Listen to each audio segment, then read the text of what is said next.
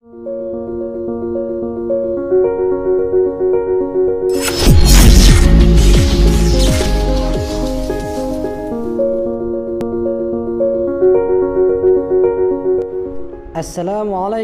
warahmatullahi wabarakatuh. Bagaimana kabarnya Ananda Soleh pada pagi hari ini? Semoga semua dalam keadaan sehat walafiat. Baiklah Ananda, kita akan masuk ke pembelajaran IPS dan MTK.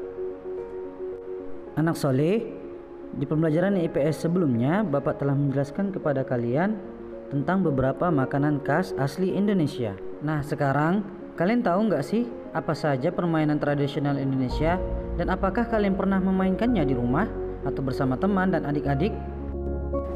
Mungkin kalian pernah memainkan permainan tradisional berikut ini. Nah anak-anak, apa saja sih permainan tradisional itu? Marilah sama-sama kita membahasnya. Sebelum itu, kalian harus mampu mengidentifikasi permainan daerah dan bagaimana cara memainkannya. Kalian bisa baca pada halaman 134 pada tema 1, subtema 3. Saat ini, mayoritas anak Indonesia akan memilih video game atau gadget sebagai permainan favorit, terlebih di masa ketika anak-anak harus lebih banyak tinggal di dalam rumah karena COVID. Sayangnya, bermain game di gadget terlalu sering dapat menimbulkan sejumlah efek negatif terhadap sejumlah hal seperti kesehatan hingga kemampuan untuk bersosialisasi anak-anak.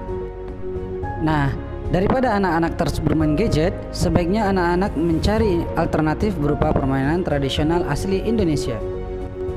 Sebenarnya, hampir semua daerah di Indonesia mempunyai permainan tradisional yang seru untuk dimainkan dan dapat memicu kreativitas anak-anak sekaligus menyehatkan tubuh.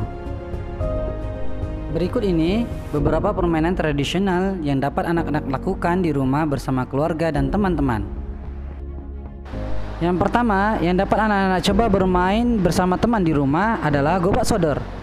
Gobak sodor merupakan salah satu permainan yang membutuhkan keterlibatan banyak orang. Dalam permainan tersebut, pemain dibagi menjadi 2 tim dengan anggota masing-masing minimal 3 orang. Satu tim bertugas untuk menjaga daerahnya, sedangkan tim yang lainnya berusaha untuk menembus daerah yang dijaga oleh tim lawan. Tim yang mendapat tugas untuk menyerang harus bisa melewati daerah yang berupa kotak-kotak yang telah dibuat dengan tidak boleh tersentuh oleh anggota tim yang berjaga. Yang kedua adalah permainan petak umpet. Petak umpet merupakan permainan yang sangat mudah dilakukan. Prinsip permainan ini adalah menemukan orang yang bersembunyi. Orang yang bersembunyi yang pertama kali ditemukan adalah orang yang bergantian menjadi si pencari atau sering disebut dengan penjaga pos. Apabila penjaga tidak dapat menemukan semua pemain dan menyatakan menyerah, dia dinyatakan kalah. Selanjutnya, penjaga menutup matanya selama waktu yang telah ditentukan. Dalam rentang waktu tersebut, pemain lain berkesempatan untuk segera mencari tempat persembunyian yang paling aman. Setelah itu, si penjaga akan mencari pemain lain dan orang yang pertama kali ditemukan akan menjadi penjaga. Permainan yang ketiga adalah engklek atau jengket. Permainan ini dilakukan dengan cara berjalan dengan satu kaki pada petak-petak berbentuk kotak yang digambar di atas tanah.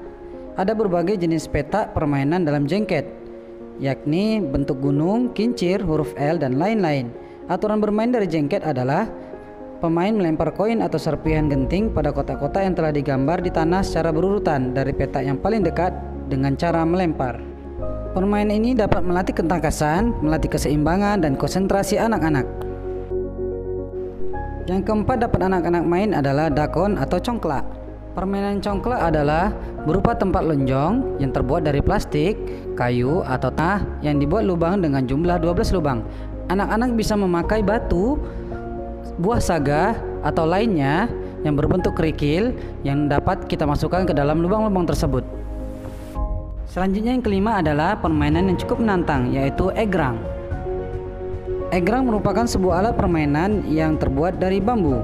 Bambu dengan ketinggian tertentu dipasangi bambu yang lebih pendek secara melintang yang digunakan sebagai tempat pijakan.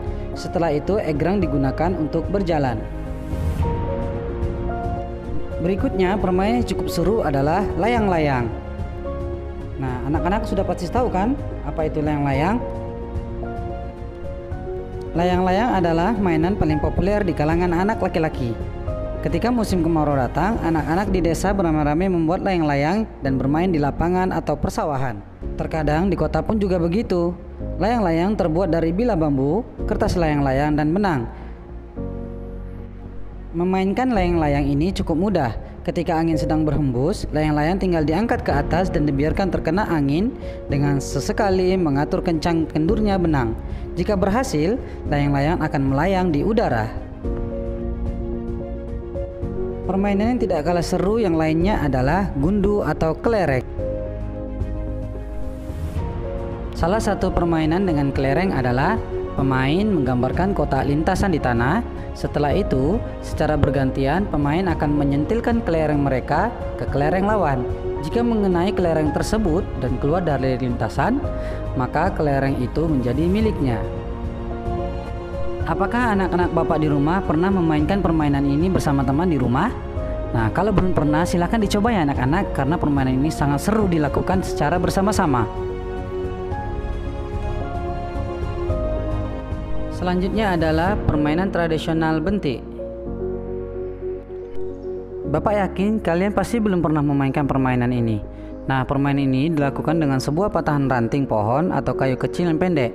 Para pemain akan berlomba-lomba untuk mencari kayu yang terbaik dan diyakini dapat membawa kemenangan. Sebelum permainan dimulai, pemain melakukan home pimpa untuk mendapatkan giliran pertama.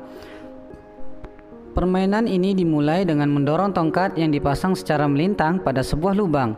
Pemain menyebutnya dengan gerakan mencutat. Apabila tongkat melambung dan pemain lawan dapat menangkapnya, maka ia akan mendapatkan poin.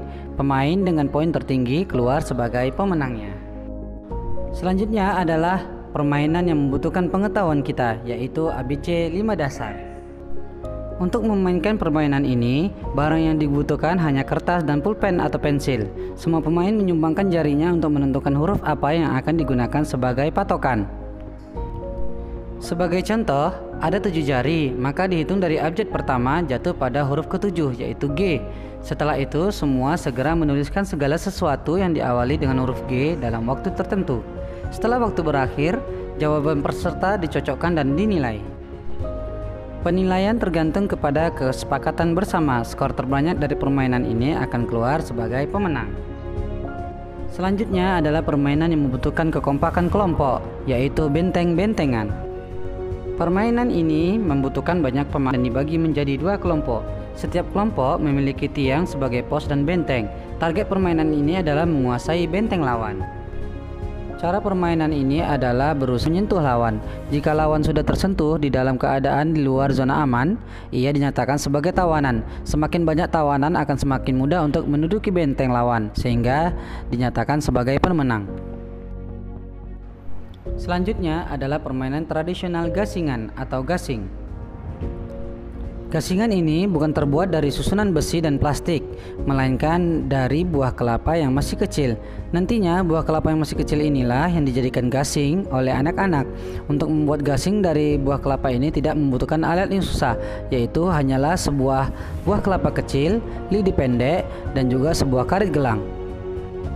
Karet gelang disatukan dengan buah kelapa yang kecil tadi dengan cara menancapkannya dengan lidi.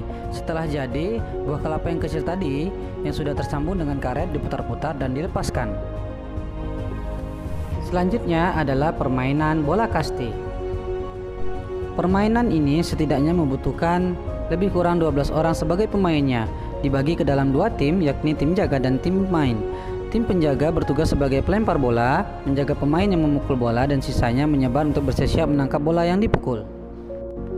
Bagi tim main, tugas mereka adalah mencoba memukul bola sejauh mungkin dan berlari melalui beberapa pos dan kembali ke titik awal. Ketika semua tim sudah memukul dan kembali ke titik awal, maka merekalah pemenangnya. Selanjutnya adalah permainan yang banyak membutuhkan pemainnya, yaitu polisi-polisian. Permainan ini akan jauh lebih menyenangkan apabila pemain semakin banyak. Inti permainan ini adalah pemain berpura-pura beradegan layaknya polisi yang sedang memburu penjahat. Pemain dibagi menjadi 2 tim, yaitu tim polisi dan tim penjahat. Tim penjahat diberi waktu untuk bersembunyi, sedangkan tim polisi berusaha untuk menangkap penjahat. Begitulah permainan ini dilakukan dengan kebersamaan. Selanjutnya adalah permainan peletokan. Pelotakan ini adalah permainan tembak-tembakan dari bambu. Alat pelotokan terbuat dari bambu dengan ukuran 30 cm. Jenis bambu yang digunakan adalah jenis bambu yang kecil yang pas ketika dimasukkan biji-bijian sebagai peluru. Anak-anak pasti akan suka dan sangat menggemari permainan ini karena permainan ini seperti simulasi permainan perang-perangan yang disukai mayoritas anak laki-laki. Selanjutnya adalah permainan ketapel. Ketapel merupakan permainan yang terbuat dari bahan pohon berbentuk huruf Y. Setelah itu diberikan karet untuk menghubungkan dua titik pada ujung huruf Y. Di tengah-tengah diberi semacam kertas atau kain sebagai tempat untuk meletakkan peluru. Cara memainkannya mirip dengan perang-perangan bambu. Bahkan permainan ini bisa dikombinasikan dengan permainan tersebut. Selanjutnya adalah permainan mendorong ban. Apakah anak-anak sudah tahu permainan ini? Permainan ini sangat seru ya anak-anak untuk dimainkan bersama. Prinsip permainan ini sangat sederhana. Kalian hanya perlu memastikan roda berputar tanpa terjatuh. Kalian akan mendorong ban untuk menambah kecepatan atau mengubah arah laju ban tersebut. Ban yang biasa digunakan adalah ban motor atau mobil bekas yang sudah tidak terpakai. Selanjutnya adalah permainan yang sangat jarang dijumpai, yaitu ngadu muncang atau adu buah getah. Apakah anak-anak pernah bermain permainan ini? Nah, permainan ini sangat mudah ya anak-anak. Permainan ini sangat sederhana, yaitu pemain meletakkan satu buah getah di atas dan di bawah, kemudian dipukul atau dilemparinya dengan muncang yang lain. Buah getah yang pecah karena lemparan tersebut dinyatakan kalah. Nah, anak-anak, pilihlah salah satu permainan tradisional tersebut dan tuliskanlah langkah-langkah permainan secara lengkap pada kertas lembar dan kirim fotonya ke Bapak. Nah anak-anak, itulah beberapa macam permainan tradisional yang ada di Indonesia yang patut tarikan karena mengandung nilai sejarah serta nilai-nilai positif dalam kehidupan. Hal ini bisa mengurangi dampak negatif dari permainan masa kini yang kebanyakan dinikmati lewat layar kaca.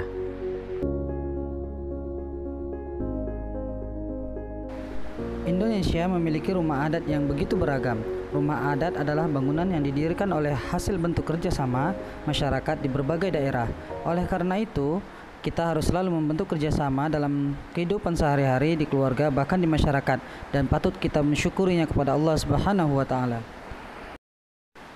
Coba anak-anak amati gambar berikut ini. Ini adalah beberapa contoh rumah adat dari berbagai provinsi di Indonesia.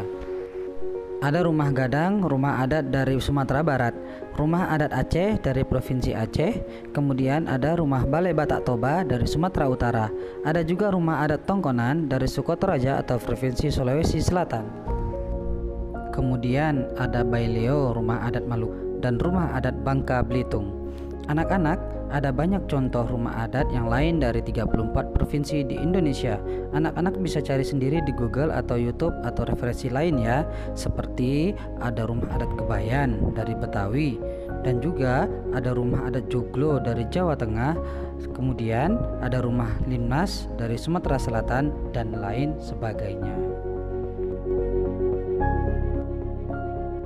Selanjutnya anak-anak, kita masuk kepada pembelajaran berikutnya, yaitu pembelajaran MTK.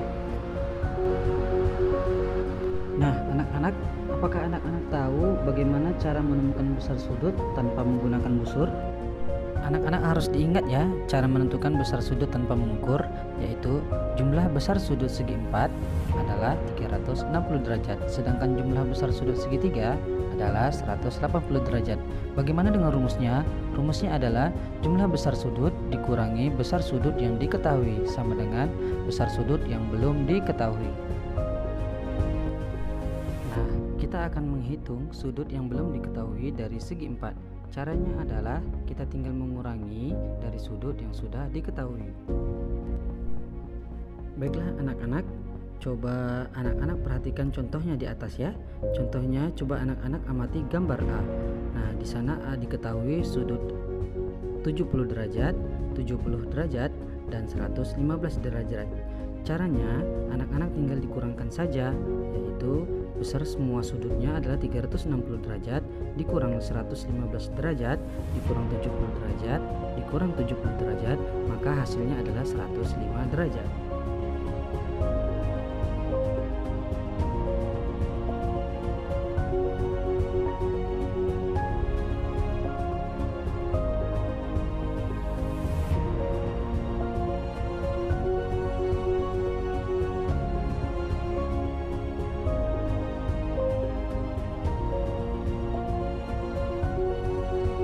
Nah, itulah cara menghitung besar sudut yang belum diketahui.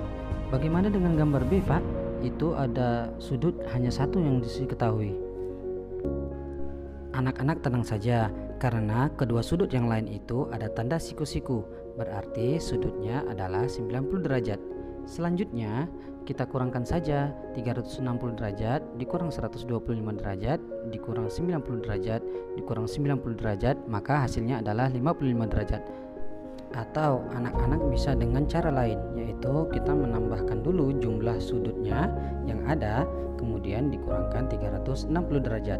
Ketemu hasilnya, ditambahkan tadi 305 derajat, kemudian dikurangkan lagi, yaitu 360 derajat dikurang 305 derajat sama dengan 55 derajat. Paham ya anak-anak sampai di sini? Silakan anak-anak kerjakan di kertas lembar pada tema 1 subtema 3 di halaman berikut ini. Alhamdulillahirrabbilalamin. Dengan berakhirnya video ini, maka berakhir pula lah pembelajaran kita pada buku tema 1. Terima kasih Bapak ucapkan kepada anak-anak yang setelah menonton video ini dengan seksama. Wassalamualaikum warahmatullahi wabarakatuh.